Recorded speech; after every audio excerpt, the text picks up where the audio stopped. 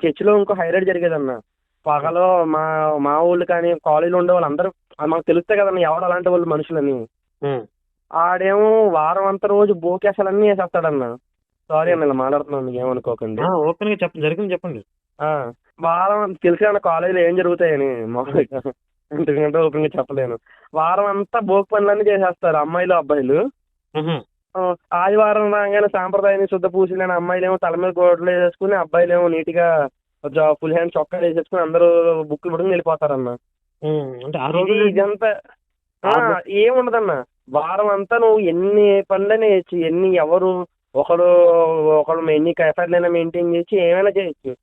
ఉమ్, కానీ నువ్వు వారంలో చూసిన వాళ్ళకి ఆదివారం చూసే మొత్తం మారిపోద్ది అన్న వాళ్ళకి అప్పుడు ఏసు రక్తంతో మొత్తం. కడుక్కుంటారు, పరిశుద్ధులు అయిపోతారు.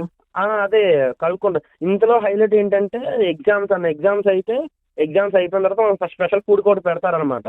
ఎవరెవరికి? అంటే పెద్దగా వాళ్ళ చర్చ వాళ్ళే కొంచెం బ్యాచ్లుగా పెడతారు. మా క్లాస్ వాళ్ళకి అంటే కనీసం 2-3 క్లాసులు వాళ్ళకి అలా పెడతా ఉంటారు. పెడుతూ ఉంటే వీళ్ళు ఎలా ఎగ్జామ్ రాశారు మాకు తెలుసు అన్న. ఎంతలో చూసి రాశారు, ఏం రాశారు తెలుసు. వాళ్ళు చర్చిలో లేచేసి నేను పాస్ అయింది వేసేవాళ్ళు అని చెప్పేస్తారన్న. ఉమ్, చేసేవాళ్ళం అయితే దీనికి హైలైట్ ఆన్సర్ కూడా నేను అడిగాను.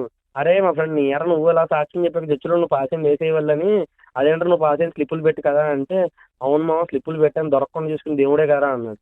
ఇదన్న వాళ్ళ లాజిక్. అదిరిపోయింది అసలు. ఇంత గలీజ్ లాజిక్లు ఉంటాయన్న వాళ్ళ దగ్గర. మళ్ళీ ఇది కాకుండా వాళ్ళ స్థాయికి, వాళ్ళ గొర్రె మీదకి అది లాజికల్ గానే ఉంటది. స్టెప్పులు పెట్టినా దొరకలేదు అంటే అది అసలు ఏసై నయం. కాదు చిన్న చిన్న అన్న ఏముండదు ఇక్కడ.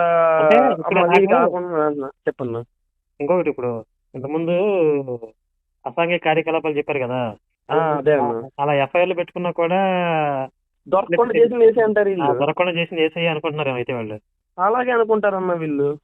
ఓకే ఓకే, బాగుంది పథకం. మళ్ళీ ఇది కాకుండా చర్చిలో జరిగే మంచి సర్కస్ ఏంటంటే పాస్టర్ ఏదో ఒకటి చెప్పి ఒక మాట అనగానే గుంపులోంచి ఒకరు ఎత్తుకుంటారన్న.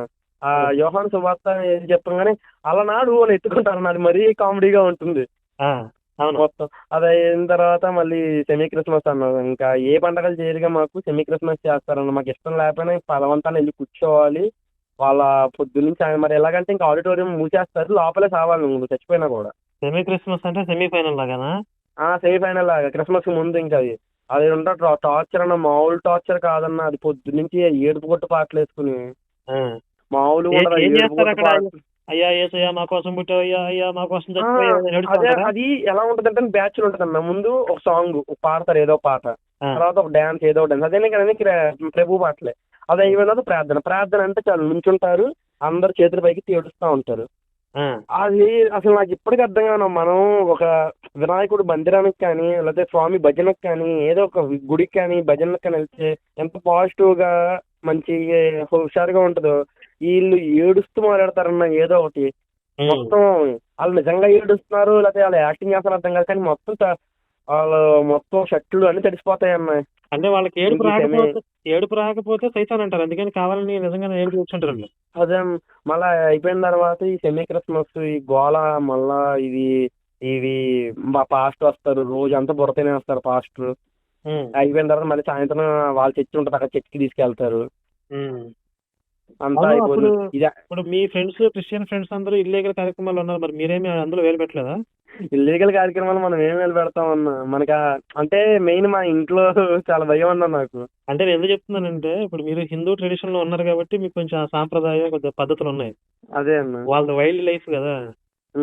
అది ఇంకోటి ఏంటంటే చాలా మంది చర్చికి వెళ్ళేది ఈ అమ్మాయిలు అబ్బాయిలు వస్తున్నారు వాళ్ళు వీళ్ళు కలుసుకోవచ్చు మాట్లాడుకోవచ్చు లేదా ఏమైనా చెయ్యొచ్చని చర్చికి వెళ్తారండి. ఎందుకంటే కాలేజ్ మొత్తంలో సీసీ కెమెరాలు ఉంటాయి, ఇంకెక్కడా పని అవ్వదు మీకు.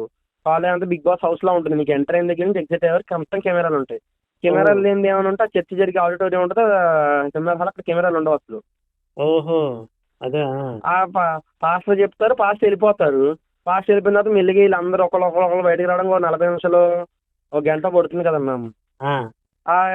ఇంకా మొత్తం కలుసుకోవచ్చు మాట్లాడుకోవచ్చు చూసుకోవచ్చు ఇదో వంకన అంత సగం చర్చికి కలుసుకోవచ్చు ఇంకేమైనా ఉన్నాయి అక్కడ చర్చిలో.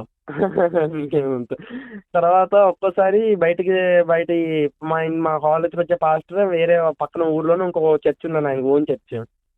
ఆయన కూడికలు ఉన్నాయి, ఆయన కూడికలు పెడుతున్నారు వెళ్తాము రిక్వెస్ట్ చేసుకుని మొత్తం అందరూ మాట్లాడుకుని వెళ్తారన్న. అక్కడికి వెళ్ళదు కూడా ఇలాగే కలుసుకోవచ్చు మాట్లాడుకోవచ్చు బయటకు వెళ్ళొచ్చు అని. నెక్స్ట్ దీని కంటిన్యూషన్ ప్రోగ్రామ్ అక్కడ ఉంటుంది, ఆ చర్చిలో ఉంటుందా? అక్కడ ఉంటుంది. ఇది ఓకే. హైలైట్ ఏంటంటే ఆ చర్చ్, అక్కడ చర్చికి నన్ను చెప్పగానే క్రిస్మస్కి ఒకసారి వెళ్తే అక్కడ అక్కడ పాస్టర్ సాక్షి చెప్తాను అనమాట. పాస్టర్ వాళ్ళ నాన్నగారంట.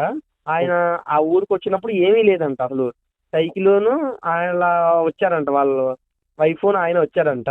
ఇప్పుడు అక్కడ 2 డబుల్ స్టోరేజ్ బిల్డింగ్ అన్న పెద్ద గ్రౌండ్. అక్కడ ఏమన్నా అంటే ప్రభు నన్ను ఆశీర్వదించాడని చెప్తాడు.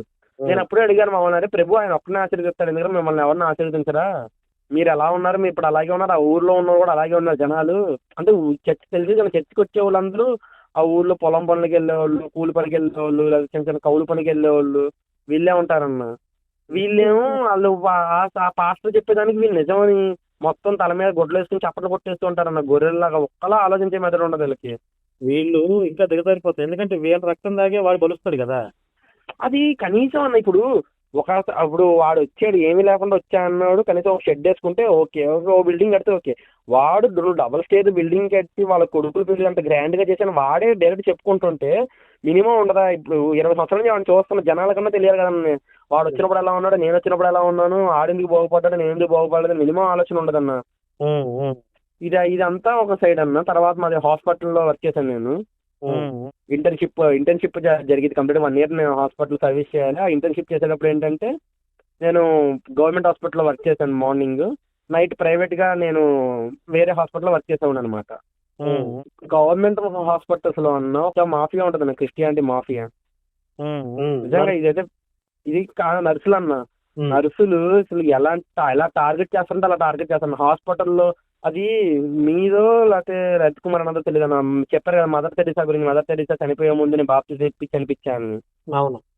అది వాళ్ళు నిజంగా అది ఇన్స్పిరేషన్ తీసుకుంటున్నారన్న. వీళ్ళు హాస్పిటల్ బెడ్ మీద ఉన్న పేషెంట్స్ కి వెళ్ళి మీరు ఇలాగా నమ్ముకోండి తగ్గిపోతుంది అని. ఇప్పుడు మేము ట్రీట్మెంట్ చేసి తగ్గిద్దా, ఏజ్ ప్రభు నమ్ముకుంటే తగ్గిద్దా? అది తగ్గిపోతే వాళ్ళు ఖాతా వేసుకుంటారు, అది పోతే తప్పించుకుంటారు. పోతే ఇంకా సంబంధం లేదు కదా వీడికి. వీళ్ళు ఎలాగో వాళ్ళకి ఏం ట్రైల్ అన్నారు కదా అన్న, తగిలితే ఒక గొర్రె వచ్చింది వీళ్ళ దాంట్లోకి, పోతే వాడెవడో వీళ్ళెవరు. అంతే. ప్రతి ప్రతి ప్రతి పేషెంట్ దగ్గరికి అన్న ఆ వార్డు ఉంటుంది కదా, వార్డులో 20 బెడ్లు ఉన్నాయి అనుకున్నా.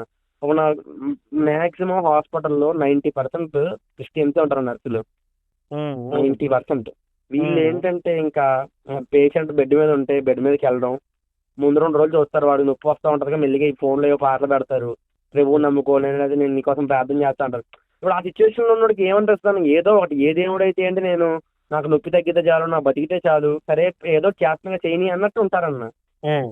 ఇప్పుడు హాస్పిటల్లో మాక్సిమం డెత్స్ కంటే రికవరీస్ ఎక్కువ ఉంటాయి.